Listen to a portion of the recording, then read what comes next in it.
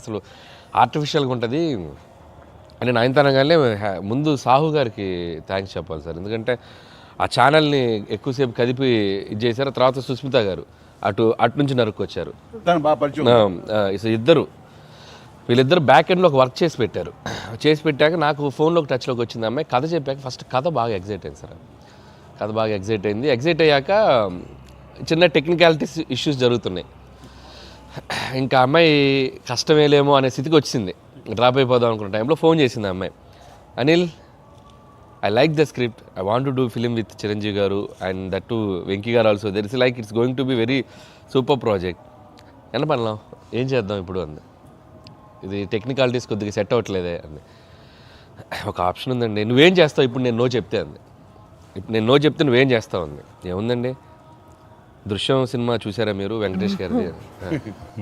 ఆ సినిమా చూసి పడుకుంటాను. నేను నయనతారకి కథ చెప్పలేదు, నేను నయనతారని కలవలేదు, అసలు ఆ పలానా డేట్ రోజు నేను నయనతారతో ఫోనే మాట్లాడలేదు అని చెప్పి పడుకునేది. కళ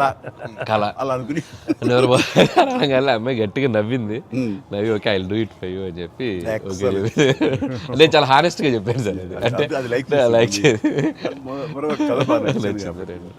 తను నాతోటి సిస్టర్గా చేసింది కదా గాడ్ ఫాదర్లో, and very powerful character, powerful brother and sister. అది ఇందులో మళ్ళీ ప్రియురాలుగా పెట్టాలని లేకపోతే ఎక్స్ వైఫ్గా పెట్టాలని ఆ థాట్ వచ్చినప్పుడు నీకు అది సెట్ బ్యాక్ అవుతుంది, చెల్లిగా చేసి మళ్ళీ ఇదేంటారా పెళ్ళగా అనే ఫీలింగ్ ఉంటుందా నీకు ఎప్పుడు అనిపించిందా? అంటే అనిపించలేదు సార్, ఎందుకంటే ముందు సైరాలో మీ వైఫ్గా చేసింది కాబట్టి బ్యాలెన్స్ అవుద్ది అనుకున్నా. ఒకవేళ ఎవరైనా అడిగినా అక్కడ సైరా చూడవా వెళ్ళి అని మనం చెప్పొచ్చు కదా అని చెప్పి బ్యాలెన్స్కి ఒక సినిమా ఉంది కాబట్టి ధైర్యంగా వెళ్ళిపోయింది. కానీ ఇది కొత్తగా తెలుసా, ఇప్పుడు రమ్యకృష్ణ ఉంది, చక్రవర్తి అనే సినిమాలు నా చెల్లిగా చేస్తాయి, తర్వాత మళ్ళీ ముగ్గురు మనగారు ప్రియులుగా చేస్తారు. అలాగే రక్త సంబంధం అనే సినిమాలో రామారావు గారు సావిత్రి గారు అట్లా చెల్లిగా చేశారు. వాళ్ళు ఏ సినిమాకి ఆ సినిమాని సెపరేట్ యూనిట్ గా కథ కరెక్ట్ గా సెట్ అయిపోయి కరెక్ట్గా ఉంటే అసలు వాళ్ళేమి సినిమా రన్నింగ్ అవుతుండగా పాజ్ ఇచ్చి అప్పట్లో చేశారు కదా మళ్ళీ ఇదేంటి అనుకోరు. So that's very good cycle.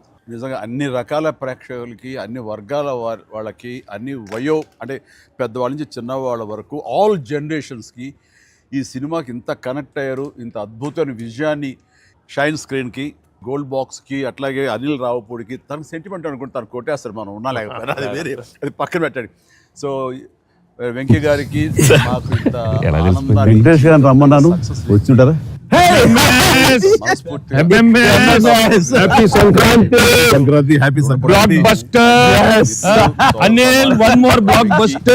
పెద్ద మనసుతోటి ఈ సినిమా ఒప్పుకొని దానికి పూర్తి స్థాయిలో మనసావాచ కర్మని ఇన్వాల్వ్ చేసి ఇది ఇంత రక్తిగడ్డానికి ఫినిషింగ్ వచ్చేసరి సినిమా ఆ మరో లెవెల్ వెళ్ళడానికి కారణమైనటువంటి నా మిత్రులు కూడా మీ అందరి సమక్షంలో నా హృదయపూర్వక ధన్యవాదాలు తెలియజేస్తాను.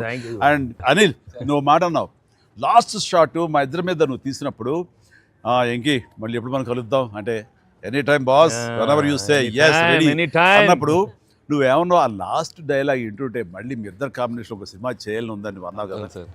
నిజంగా చెప్తాను, ఈ రోజున నువ్వు బెస్ట్ స్క్రిప్ట్తో రా, నాది చిన్న క్యామియో అని పర్వాలేదు, మెయిన్ లీడ్గా మా బ్రదర్ నువ్వు తీయి, అందులో నేను మళ్ళీ ఇలాంటి క్యామియో వేసి అక్కడ నేను నిలబెడతాను.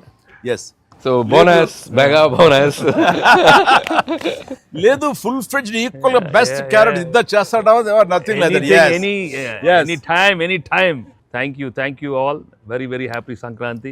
మనస్ఫూర్తిగా మీ అందరికీ థ్యాంక్స్ చెప్పుకుంటున్నాను. Thank you. తెలుగు ప్రేక్షకులందరికీ సంక్రాంతి శుభాకాంక్షలు. ఈ సంక్రాంతి కూడా మర్చిపోలేని ఒక విజయాన్ని అందించారు, దట్టు నాకు ఇష్టమైన ఇద్దరు హీరోలతో. And thank you so much. Love you all. మా సినిమాని ఇంత లవ్ చేసిన ఆడియన్స్ అందరికీ very happy Sankranti. Thank you. Instagram ఎక్కడ కొట్టుకొచ్చావు? Anil, one more block buster.